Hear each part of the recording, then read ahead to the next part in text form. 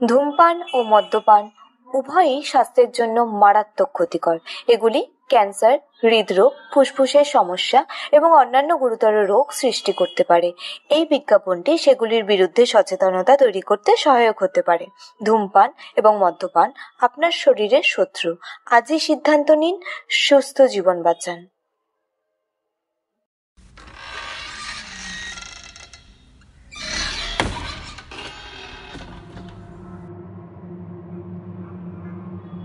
তুমি কি এখানে এসেছো গল্প শুনতে? সাবধান, কিছু গল্প শুধুই শোনার জন্য নয়, কিছু গল্প অভিশপ্ত। এখন তুমি আর ফিরে যেতে পারবে না। এখন তুমি আমাদের মধ্যেই একজন। তুমি কি সত্যি একা আছো? সমৃদ্ধি সপ্তর্ষি নিবেদিত, যেখানে গল্পেরা বেঁচে থাকে এবং কখনো কখনো গল্পের চরিত্রেরা বাস্তব হয়ে ওঠে। সমৃদ্ধি সপ্তর্ষি আয়োজিত আজকের নিবেদন নীল আতঙ্ক। গল্পের রচনা সত্যজিৎ রায়। সত্যজিৎ রায় যেমন ছিলেন একজন বিখ্যাত বাঙালি ভারতীয় চলচ্চিত্র পরিচালক, তেমনি তার বাংলা সাহিত্যে তার অবদানের জন্য বিখ্যাত। তার শ্রেষ্ঠ বিখ্যাত চরিত্র হল গোয়েন্দা ফেলুদা, বৈজ্ঞানিক প্রফেসর শঙ্কু ও তারিণী খুড়ো। তিনি এই তিনটি চরিত্র ছাড়াও অনেক ছোট উপন্যাস ও ছোট গল্প রচনা করেছেন। তার লেখার মূল লক্ষ্য ছিল কিশোর তরুণ পাঠকবর্গ, যদিও তিনি আবাল বৃদ্ধ বনিতার কাছে প্রিয় লেখক ছিলেন। তার অধিকাংশ উপন্যাস ও গল্প প্রকাশ হয় কলকাতার আনন্দ প্রকাশনের মাধ্যমে এবং তার অধিকাংশ চিত্রনাট্যগুলি তার বন্ধু নির্মাল্য আচার্য সম্পাদিত এক্ষণ নামে পত্রিকায় প্রকাশিত হয়।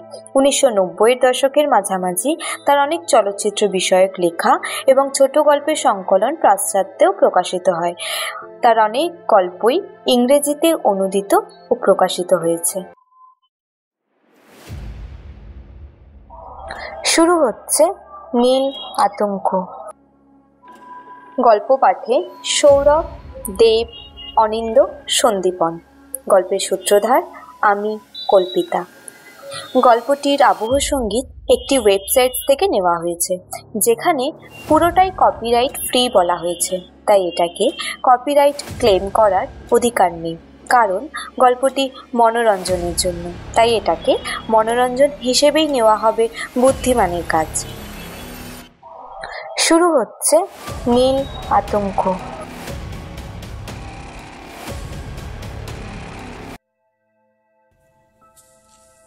আমার নাম অনিরুদ্ধ বোস। আমার বয়স 29। এখনো বিয়ে করিনি। আজ 8 বছর হলো আমি কলকাতার একটা সদাগরি অফিসে চাকরি করছি। মাইনে যা পাই তাতে একা মানুষের দিব্যি চলে যায়। সর্দার শঙ্কর রোডে একটা ফ্ল্যাট ভাড়া নিয়ে আছি। দোতলা 2খানা ঘর, দক্ষিণ খোলা। 2 বছরই হলো একটা অ্যাম্বাসাডার গাড়ি কিনেছি। সেটা আমি নিজেই চালাই। অফিসের কাজের বাইরে একটু একটু সাহিত্য পড়ার শখ আছে। আমার 3খানা গল্প বাংলা মাসিক পত্রিকায় বেরিয়েছে, চেনা মহলে প্রশংসাও পেয়েছে। তবে এটা আমি জানি যে কেবলমাত্র লিখে রোজগার করার মতো ক্ষমতা আমার নেই।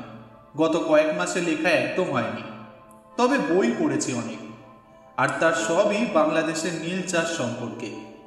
এই বিষয়ে এখন আমাকে একজন অথরিটিও বলা চলে।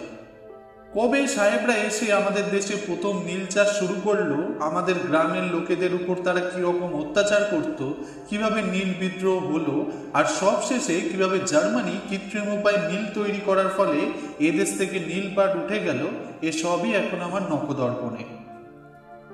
যে সাংঘাতিক অভিজ্ঞতার ফলে আমার মনে নীল সম্পর্কে এই কৌতূহল জাগলো, সেটা বলার জন্যই আজ লিখতে বসেছি।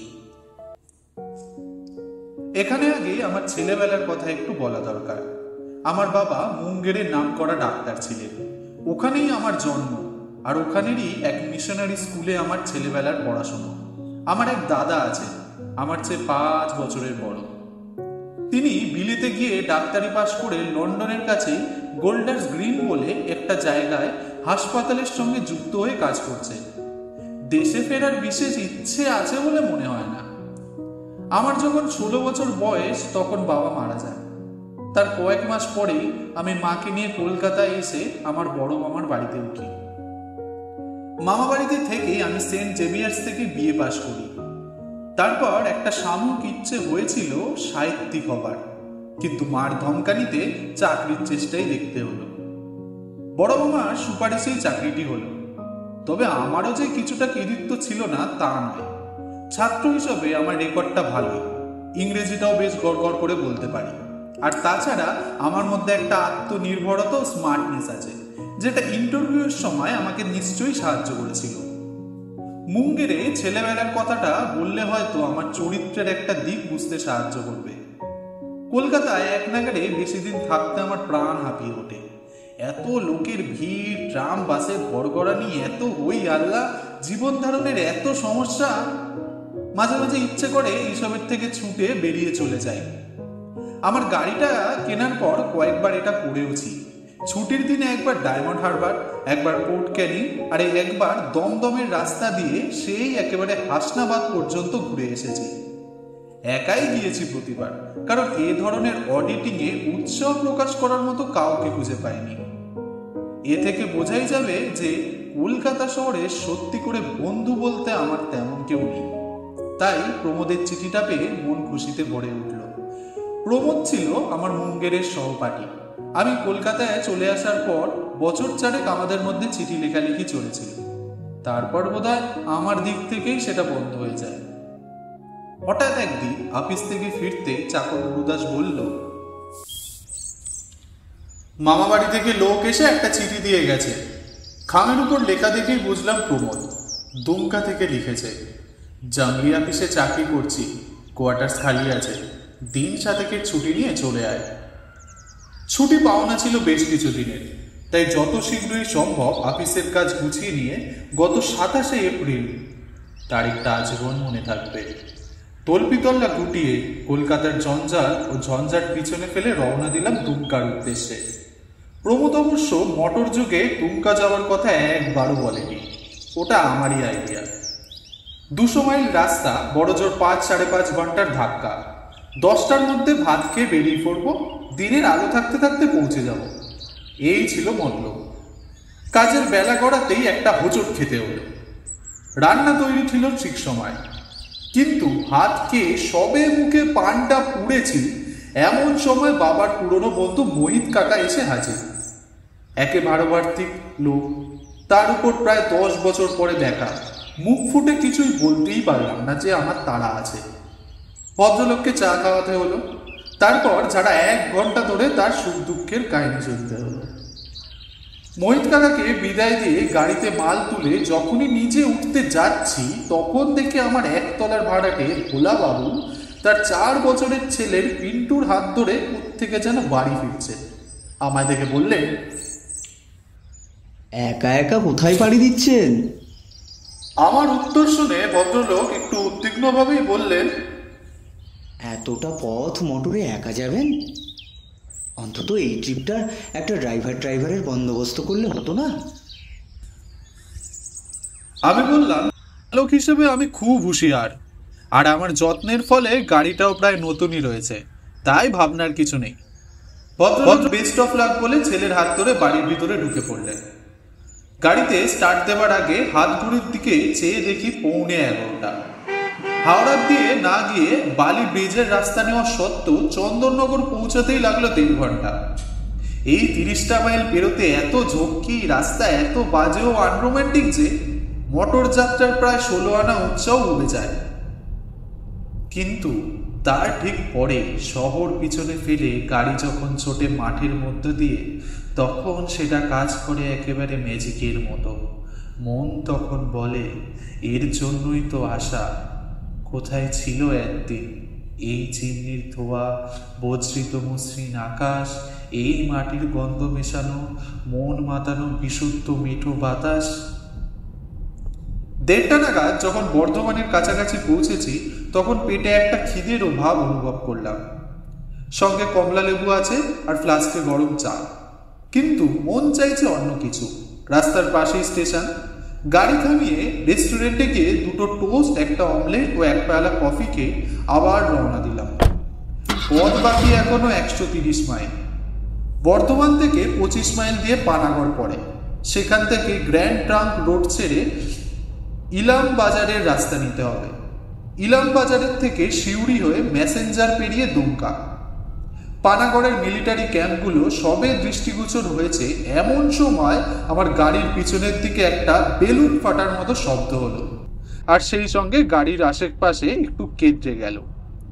কারণ অবশ্য সহজেই বোধগম্য। গাড়ি থেকে নেমে সামনের দিকে চেয়ে বুঝতে পারলাম শহর এখনো কয়েক মাইল দূরে। কাছাকাছির মধ্যে মেরামতির দোকানের আশাটাও মন থেকে মুছে ফেলতে হলো। সঙ্গে যে স্টেপনি ছিল না তা নয়, আর জ্যাক দিয়ে গাড়ি তুলে ফাটা টায়ার খুলে ফেলে তার জায়গায় নতুন টায়ার পরানো আমার অসাধ্য কিছু নয়। তবু এক্ষেত্রে পরিশ্রম এড়ানোর ইচ্ছেটা অস্বাভাবিকও নয়। আর গ্র্যান্ড ট্রাঙ্ক রোডের মাঝখানে দাঁড়িয়ে গাড়িতে টায়ার পরাবো, পাশ দিয়ে হুস হুস করে অন্য কত গাড়ি বেরিয়ে যাবে আর আমার শোচনীয় হাস্যকর অবস্থাটা তারা দেখে ফেলবে, এটা ভাবতেই মোটেই ভালো লাগছিল না। কিন্তু কি আর করা, 10 মিনিট এদিক ওদিক চেয়ে ঘোরাফেরা করে গঙ্গা বলে কাজে লেগে পড়লাম। নতুন টায়ার লাগিয়ে ফাটা টায়ার কেরিয়ারে ভালো করে বন্ধ করে যখন সোজা হয়ে উঠে দাঁড়ালাম, তখন শার্টটা ঘামে ভিজে শরীরের সঙ্গে সেটে গেছে। ঘড়িতে দেখি 2:30 বেজে গেছে। আবহাওয়াতে একটা গুমোট ভাব। ঘণ্টাখানেক আগেও সুন্দর হাওয়া বইছিল। গাড়ি থেকে দেখছিলাম বাসঝাড়ের মাথাগুলো নুয়ে নুয়ে পড়ছে। এখন চারিদিকে থমথমে। গাড়িতে ওঠার সময় পশ্চিমের আকাশটা নিচের দিকে দূরের গাছপালার মাথা একটা কালচে নীলের আভাস লক্ষ্য করলাম।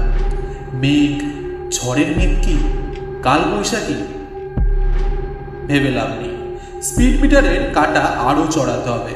ফ্লাক্সটা খুলে খানিকটা গরম চা মুখে ঢেলে আবার রওনা দিলাম। ইলাম বাজার পেরোতে না পেরোতেই ঝড়টা এসে পড়ল। ঘরে বসে যে জিনিস চিরকাল সানন্দে উপভোগ করেছি, যার সঙ্গে তাল মিলিয়ে তার ভাব মিলিয়ে রবীন্দ্রনাথের কবিতা আবৃত্তি করেছি, গান করেছি, সেই জিনিসই খোলা মাঠের মধ্যে পিচের রাস্তায় চলন্ত গাড়িতে যে কি বিভীষিকার সৃষ্টি করতে পারে তা কল্পনাও করতে পারি না। ওটাকে প্রকৃতির একটা শয়তানি বলে মনে হয়। অসহায় মানুষকে এক নির্মম রসিকতায় নাজেহাল করার ভাব নিয়ে যেন এই বাজের খেলা। এদিক ওদিকে আচমকা বৈদ্যুতিক সরঞ্জাম, আর পর মুহূর্তে কড়কড় পটাও বিদ্রোহ আর করা দামা গর্জন, গুড়গুড় গুড়গুড় কর করে ঝড়া। এক সময় মনে হচ্ছে যে আমার নিরীহ অ্যাম্বাসাডার গাড়িতেই ত্যাগ করে বিদ্যুৎ বান নিক্ষিপ্ত হচ্ছে, এবং আরেকটু মনোযোগ দিয়ে কাজটা করলেই লক্ষ্যভেদ হয়ে যাবে। এই দুর্যোগের মধ্যেও কোনো মতে যখন সিউড়ি ছাড়িয়ে ম্যাসেঞ্জার পথে পড়েছি, তখন হঠাৎ একটা বিস্ফোরণ শব্দ হলো, যেটাকে কোনো মতেই বজ্রপাত বলে ভুল করা চলে না। বুঝলাম আমার গাড়ির আরেকটি টায়ার কাজে ইস্তফা দিলে। হাল ছেড়ে দিলাম। মুষলধারে বৃষ্টি শুরু হয়েছে। ঘড়িতে 5:30। গত 20 মাইল স্পিডোমিটারের কাটাকে 15 থেকে 25-এর মধ্যে রাখতে হয়েছে, না হলে এতক্ষণ ম্যাসেঞ্জার ছাড়িয়ে যাওয়ার কথা। কোথায় এসে পৌঁছালাম? সামনের দিকে চেয়ে কিচ্ছু বোঝার উপায় নেই। কাচের উপর জলপ্রপাত। ওয়াইপারটা সপাত সপাত শব্দ করে চলেছে, কিন্তু সেটাকে কাজে না বলে খেলাই বলা ভালো। নিয়ম মতো এপ্রিল মাসে এখনো সূর্যের আলো থাকার কথা, কিন্তু ভাব দেখে মনে হয় রাত হলো বলে। আমার ডান পাশের দরজাটা একটু ফাঁক করে বাইরের দিকে চাইলাম। যা দেখলাম তাতে মনে হলো কাছাকাছির মধ্যে গণবস্তি না থাকলেও দু একটা পাকা বাড়ি যেন গাছপালার ফাঁক দিয়ে দেখা যাচ্ছে। গাড়ি থেকে নেমে যে একটু ওদিক ওদিক ঘুরে দেখবো তার উপায় নেই। তবে সেটা না দেখেও যে জিনিসটা বলা যায় সেটা হলো এই যে মাইল খানেকের মধ্যে বাজার বা দোকান বলে কোনো পদার্থ নেই, আর আমার সঙ্গে বাড়তি টায়ারও আর নেই। মিনিট 15 গাড়িতে বসে থাকার পর একটা প্রশ্ন মনে জাগল, এতখানি সময়ের মধ্যে একটি গাড়ি বা একটি মানুষও আমার পাশ দিয়ে গেল না। তবে কি আমি ভুল পথে এসে পড়েছি? সঙ্গে রোড ম্যাপ আছে।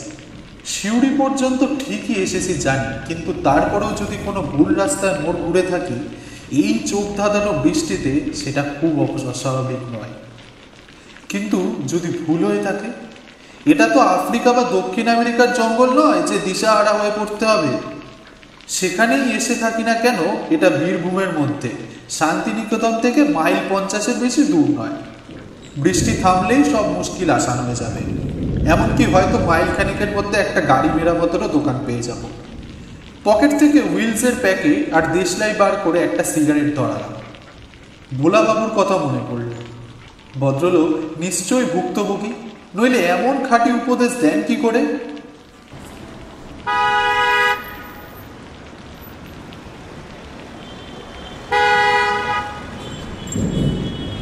একটা তন্দ্রার ভাব এসে গিয়েছিল। হর্নের শব্দে সজাগ হয়ে উঠে বসলাম। বৃষ্টিটা একটু ধরেছে, তবে অন্ধকারে গাঢ়তর। পিছন ফিরে দেখি একটা লরি এসে দাঁড়িয়েছে। হর্ন দিচ্ছে কেন? আমি কি রাস্তার পুরোটা দখল করে আছি?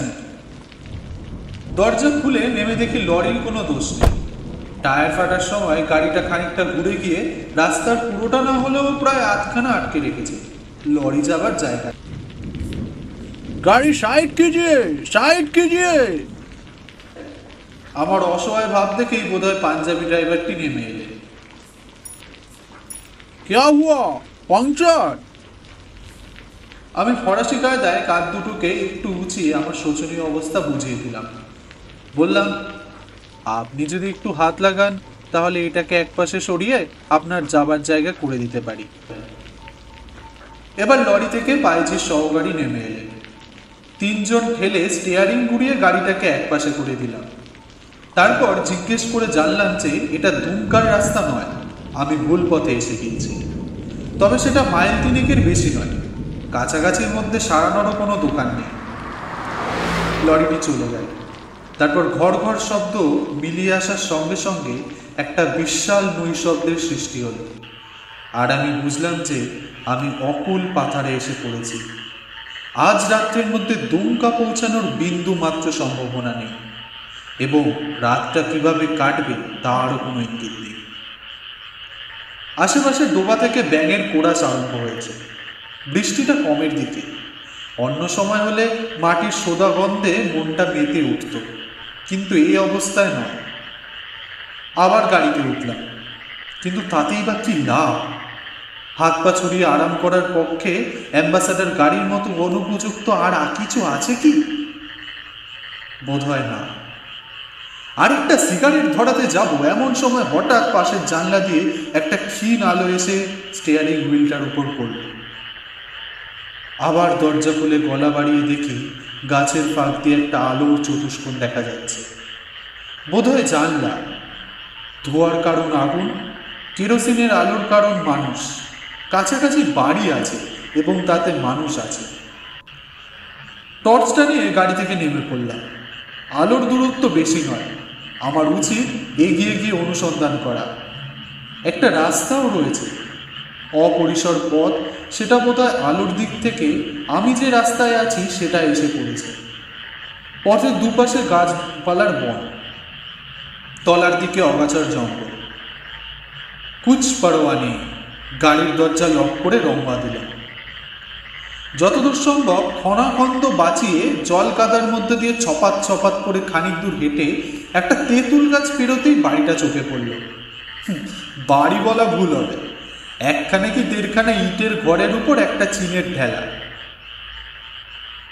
ফাঁকা কড়া দরজা দিয়ে ঘরের ভেতরে একটা জ্বালানো লণ্ঠন, একটা ধোয়াটে ভাব আর একটি খাটিয়ার কোণ লক্ষ্য করলাম। কই হ্যাঁ? একটা মাঝ বয়সী বেটে গোফলা লোক বেরিয়ে এসে আমার টর্চের আলো দিকে হুড়ুকুচকে চাইল। আমি আলোটা নামিয়ে নিলাম। কাহা সে আয়া বাবু? আমার দুর্ঘটনার কথা সংক্ষেপে বর্ণনা করে বললাম। এখানে কাছাকাছির মধ্যে রাত কাটানোর কোনো বন্দোবস্ত হতে পারে? যা পয়সা লাগে আমি দেব। ডাক বাংলো মে। ডাক বাংলো? সে আবার কোথায়? প্রশ্নটা মনে আসার সঙ্গে সঙ্গে আমার বোকামোটা বুঝতে পারলাম। এতক্ষণ কেবল লণ্ঠন আর টর্চের আলোর দিকে দৃষ্টি থাকার ফলে আশেপাশে কি আছে দেখি। এবার টর্চটাকে ঘুরিয়ে আমার বাদিকে ফেলতে একটা বেশ বড় 1তলা পুরনো বাড়ি চোখে পড়ল। সেটা দেখিয়ে বললাম, এটাই ডাক বাংলো। हाँ बाबू, लेकिन बिस्तरा उस्तरा कुछ नहीं है, खाना भी नहीं मिलेगा। বিছানা আমার সঙ্গেই আছে, খাট হবে তো? हाँ बाबू, खटिया होगा। আর তোমার ঘরে তো উনুন ধরিয়েছো দেখছি, তুমি নিজে খাবে নিশ্চয়ই। লোকটা হেসে ফেলল। তার হাতে সেকা মোটা রুটি আর তার বউয়ের রান্না উড়ুৎকা ডাল কি আমার চলবে? বললাম খুব চলবে, সব রকম রুটি আমার চলে, আর উড়ুৎকা ডাল তো আমার অতি প্রিয় খাদ্য। এককালে কি ছিল জানি না, এখন নামেই ডাকবাংলো। তবে পুরনো সাহেবে আমলির বাড়ি, তাই ঘরের সাইজ বড়, আর সিলিংটা পেল্লায় উঁচু। আসবাব বলতে একটি পুরনো নোয়ারের খাট, এক পাশে একটা টেবিল, আর সামনে হাতল ভাঙা একটা চেয়ার। চৌকিদার আমার জন্য একটা লণ্ঠন জানিয়ে এলে টেবিলের উপর রাখল। বললাম, তোমার নাম কি হে? আমার নাম সুকন রাম আছে বাবুজি। এ বাংলায় লোকজন কোনো কালে এসেছে না আমি প্রথম? শকুন রামের রসবোধ আছে, সে হেসে ফেলল। বললাম, ভূত টুত নেই তো? আরে রাম রাম, কত লোকে তো এসে থেকে গেছে, কই এমন অপবাদ তো কেউ দেয়নি। এ কথায় যে একটু যে আশ্বস্ত হইনি তা বলতে পারি না। ভূতে বিশ্বাস করি বা না করি, এটুকু অন্তত জানি যে যদি ভূত থাকেই এ বাংলোতে, তাহলে সে সব সময় থাকবে, আর না থাকলে কোনো সময়ই থাকবে না। বললাম, এটি কতদিনের পুরনো বাড়ি? সুকুন আমার বেডিং খুলে দিতে দিতে বলল, पहले ये नील कोठी था, एक नील का फैक्ट्री भी था नजदीक में, उसका एक चिमनी अभी तक खड़ा है और बाकी सब टूट गया। এ অঞ্চলে যে এককালে নীলের চাষ হতো সেটা জানতাম। মুঙ্গেরের আশেপাশেও ছেলেবেলায় পুরনো ভাঙা নীলকুঠিও দেখেছি। শুকেনের তৈরি রুটি আর কলাইয়ের ডাল খেয়ে নোয়ারের খাটে বিছানা পেতে যখন শুলাম, তখন রাত 10:30। প্রমোদকে আজ বিকেলে পৌঁছাবো বলেই টেলিগ্রাম করেছিলাম।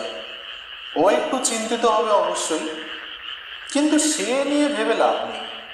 একটা আস্তানা যে পেয়েছি এবং বেশ সহজেই পেয়েছি, সেটা কম ভাগ্যের কথা নয়।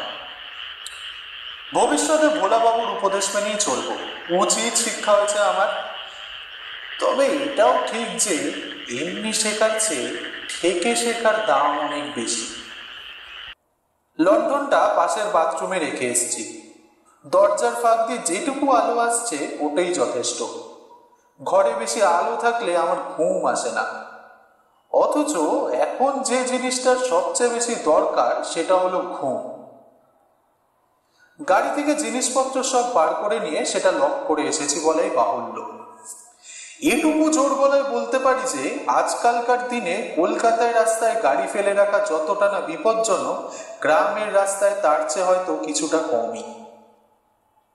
বাইরে বৃষ্টির শব্দ থেমে গেছে।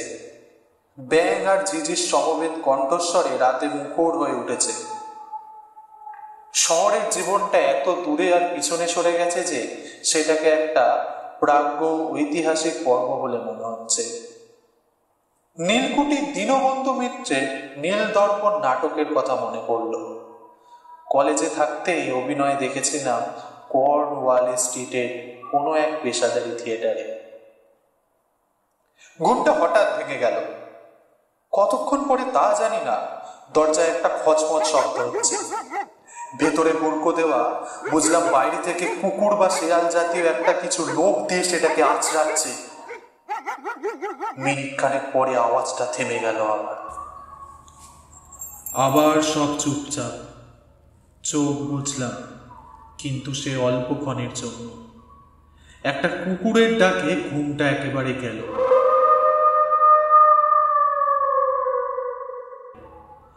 বাংলার গ্রাম্য নেরিকুত্তার ডাক এটা নয়, এ হলো বিলিতি হাউন্ডের হুঙ্কার। এ ডাক আমার অচেনা নয়। মুঙ্গেরে আমাদের বাড়ির দুটো বাড়ি পরে মার্টিন সাহেবের বাড়ি থেকে রাত্রে এ ডাক শুনতে পেতাম। এ তল্লাটে এমন কুকুর কে পুষবে?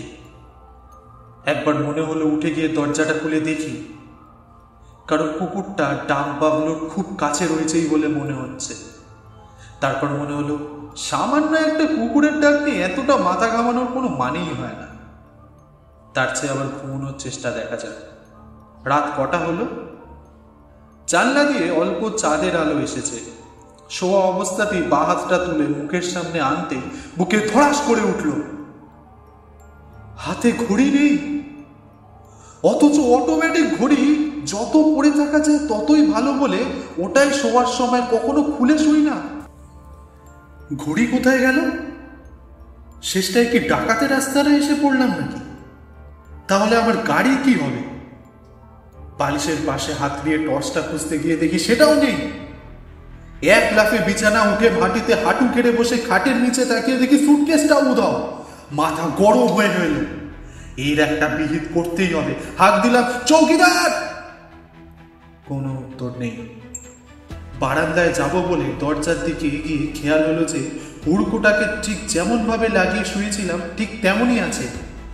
জানলাতেও গড়াত। তবে চোর এলো কোথা দিয়ে? দরজার হুড়কোটা খুলতে গিয়েই আবার নিজের হাতের উপর চোখ করে কেমন জানি খটকা লাগলো। হাতে কি দেয়াল থেকে চুল লেগেছে না পাউডার জাতীয় কিছু? এমন ফ্যাকাশে লাগছে কেন? আর আমি তো গেঞ্জি পরে শুয়েছিলাম, তাহলে আমার গায়ে লম্বা হাতা সিল্কের শার্ট কেন? মাথা ঝিমঝিম করতে লাগলো। দরজা খুলে বাইরে এলাম। চৌকিদার! নিজের গলার স্বর চিনতে পারলাম না। উচ্চারণও না। যতই মিশনারি স্কুলে পড়ি না কেন, বাংলা উচ্চারণে উগ্র সাহেবিনা আমার কোনোদিনও ছিল না। আর চৌকিদারি বা কোথায়? আর কোথায় বা তার ঘর? বাংলার সামনে ধুধু করছে মাঠ। দূরে আচ্ছা একটা বাড়ি দেখা যাচ্ছে, তার পাশে একটা চিমনির মতন স্তম্ভ। চারিদিকে অস্বাভাবিক নিস্তব্ধতা। আমার পরিবেশ বদলে গেছে, আমি নিজেও বদলে গেছি। ধর্মাক্ত অবস্থায় ঘরে ফিরে এলাম। চোখটা অন্ধকারে অভ্যস্ত হয়ে গেছে। ঘরের সবকিছুই এখন দেখতে পাচ্ছি। খাট আছে, তাতে মশারি নেই, অথচ আমি মশারি টাঙিয়ে শুয়েছিলাম। বালিশ যেটা রয়েছে সেটাও আমার নয়, আমারটা ছিল সাধারণ। এটার পাশে বাহারের কুর্চি দেওয়া বর্ডার, খাটের ডান দিকের দেয়ালের সামনে সেই টেবিল, সেই চেয়ার, কিন্তু তাতে প্রাচীনত্বের কোনো চিহ্নই নেই। আবছা আলোতেও তার বার্নিশ করা খাটটা চকচক করছে। টেবিলের উপর রাখা রয়েছে লণ্ঠন নয়, পাহাড়ের শেডওয়ালা কাজ করা কেরোসিন ল্যাম্প। আরও জিনিসপত্র রয়েছে ঘরে, সেগুলো ক্রমে দৃষ্টিগোচর হলো। এক কোনায় দুটো ট্রাঙ্ক, দেয়ালে একটা আনলা, তা থেকে ঝুলছে একটা কোট, একটা অদ্ভুত অচেনা ধরনের টুপি আর একটা হান্টার চাবুক। আল্লার নিচেই একজোড়া হাঁটু অব্দি উঁচু জুতো, যাকে বলে গ্লোসেস। জিনিসপত্র ছেড়ে আরেকবার আবার নিজের দৃষ্টি দিলাম। এর আগে শুধু সিল্কের শার্টটা লক্ষ্য করেছিলাম, এখন দেখলাম তার নিচে রয়েছে সরু চাপা প্যান্ট, আরও নিচে মোজা, পায়ে জুতো নেই। তবে খাটের পাশেই দেখলাম একজোড়া কালো চামড়ার বুট রাখা হয়েছে। আমার ডান হাতটা একবার আমার মুখের উপর বুলিয়ে বুঝতে পারলাম শুধু গায়ের রং ছাড়াও আমার চেহারার আরো পরিবর্তন হয়েছে। এত চোখা নাক, এত পাতলা ঠোঁট আর সরু চোয়াল আমার নয়। মাথার হাত দিয়ে দেখি ঢেউ খেলানো চুল পেছনে কাঁধ অব্দি নেমে এসেছে। কানের পাশে ঝুলপি নেমে এসেছে প্রায় চোয়াল পর্যন্ত। বিস্ময় ও আতঙ্কের সঙ্গে সঙ্গে একটা উগ্র কৌতূহল হলো আমার নিজের চেহারাটা দেখার জন্য। কিন্তু আয়না কোথায়? রুদ্ধশ্বাসে দৌড়ে কি এক ধাক্কায় বাথরুমের দরজাটা খুলে ভিতরে ঢুকলাম। আগে দেখেছিলাম একটি মাত্র বালতি ছাড়া সেখানে আর কিছু নেই।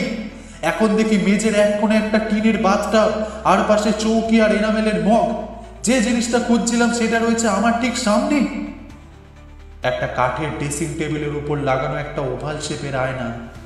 আমি জানি আমি আয়নার সামনেই দাঁড়িয়ে আছি, কিন্তু যে চেহারাটা তাতে প্রতিফলিত হয়েছে সেটা আমার নয়। কোনো এক বিভৎস ভৌতিক ভেলকির ফলে আমি হয়ে গেছি 19 শতাব্দীর এক সাহেব। তার গায়ের রং ফ্যাকাশে ফর্সা, কিন্তু সোনালি চোখ, চুল সোনালি, চোখ কটা, এবং সে চোখের চাউনিতে ক্লেশের সঙ্গে কাঠিন্যের ভাব অদ্ভুতভাবে মিশে গেছে। কত বয়স এই সাহেবের? 30-এর বেশি নয়, তবে দেখে মনে হয় অসুস্থতা কিংবা অতিরিক্ত পরিশ্রমের জন্যই অকালেই বার্ধক্যের ছাপ পড়েছে।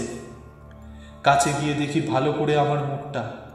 দেখলাম চেয়ে থাকতে থাকতে একটা গভীর দীর্ঘশ্বাস ফেলে বুকের ভিতর থেকে একটা উঠে এলো,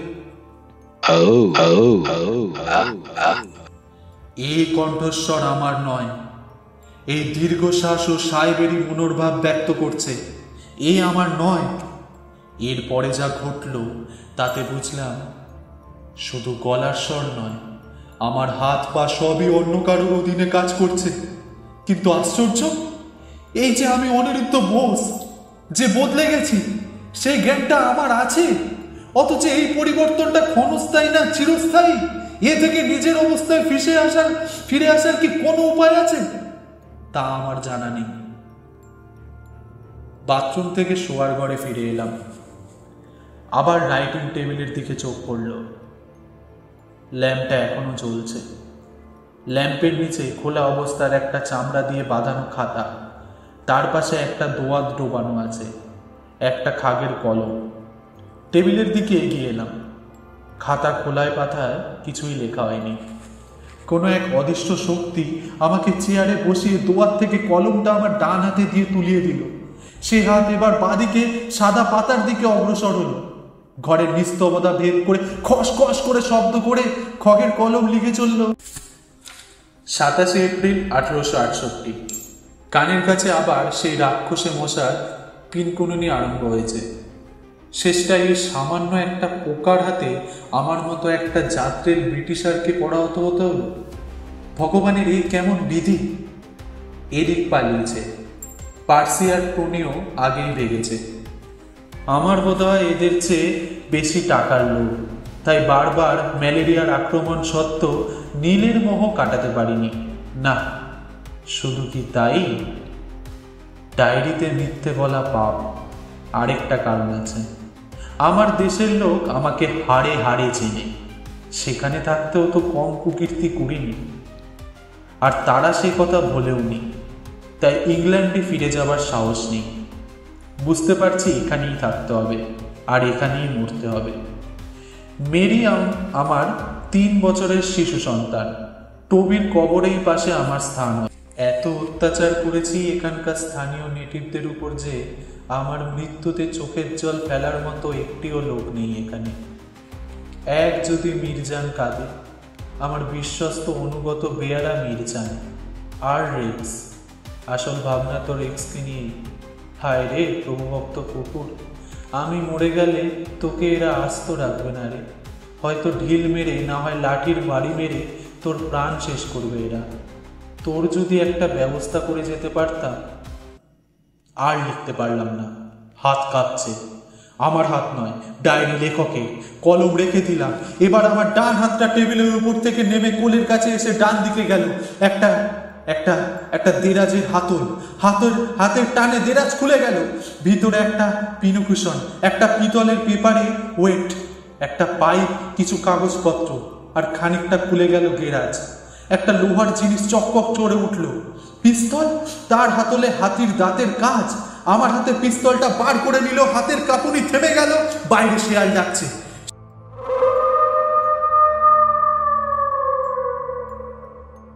সেই শেয়ালের ডাকের প্রত্যুত্তরে যেন গর্জিয়ে উঠল হাউন্ডের কণ্ঠস্বর। চেয়ার ছেড়ে উঠে দরজার দিকে গেলাম। দরজা খুলে বাইরে সামনের মাঠে চাঁদের আলো। বাংলোর বারান্দা থেকে হাত বিশেষ দূরে ছাই রঙের একটা প্রকাণ্ড গ্রে হাউসের ঘাসের উপর দাঁড়িয়ে আছে। আমার বাইরে আসা মাত্রই আমার দিকে ফিরে লেজ নাড়তে লাগলো। Rex, Rex, Rex. সেই গম্ভীর ইংরেজ কণ্ঠস্বর। দূরে বাঁশবন ও নীলের ফ্যাক্টরির দিক থেকে ডাকটা প্রতিধ্বনিত হয়ে এলো। Rex, Rex, Rex. রেক্স এগিয়ে গেল। তার লেজ নড়ছে, ঘাস থেকে বারান্দায় ওঠার সঙ্গে সঙ্গে আমার ডান হাত কোমরের কাছে উঠে এলো। পিস্তলের মুখ কুকুরের দিকে। রেক্স যেন থমকে গেল, তার জ্বলন্ত চোখে একটা অবাক ভাব। আমার ডান তর্জনী পিস্তলের ঘোড়া টিপে দিল। বিস্ফোরণের সঙ্গে একটা চোখে ঝলসানো আলো, একটা ধোঁয়া, আর চারিদিকে পড়িয়ে থাকা বারুদের গন্ধ। রেক্সের দেহের সামনের অংশ বারান্দার উপর ও পিছনটা ঘাসের উপর এলিয়ে পড়েছে। পিস্তলের শব্দ শুনে কাক ডেকে উঠেছে দূরের গাছপালা থেকে। ফ্যাক্টরির দিক থেকে কিছু লোক যেন ছুটে আসছে বাংলোর দিকে। ঘরে ফিরে এসে দরজার ছড়কো লাগিয়ে খাটের উপর এসে বসলাম। বাইরের লোককে গোলমাল করে এগিয়ে আসছে। পিস্তলের নলটা আমার কানের পাশে ঠেকাতে বুঝলাম সেটা বেশ গরম। তারপর আর কিছু জানি না। দরজা ধাক্কানিতে ঘুম ভেঙে গেল। আয়া বাবুজি। ঘরে দিনের আলো চিরকালের অভ্যাস মতো দৃষ্টি আপনা থেকেই বাঁ হাতের কবজির দিকে চলে এলো। 6টা বেজে 13 মিনিট। ঘড়ির চোখে আরো কাছে আনলাম, কারণ তারিখটা দেখা যায় এতে 28শে এপ্রিল। বাইরে থেকে সুকুরাম বলছে, আপকা গাড়ি ঠিক হো গিয়া বাবুজি। বীরভূমের নীলকর সাহেবের মৃত্যু শতবার্ষিকীতে আমার অভিজ্ঞতার কথা কি কেউ বিশ্বাস করবে?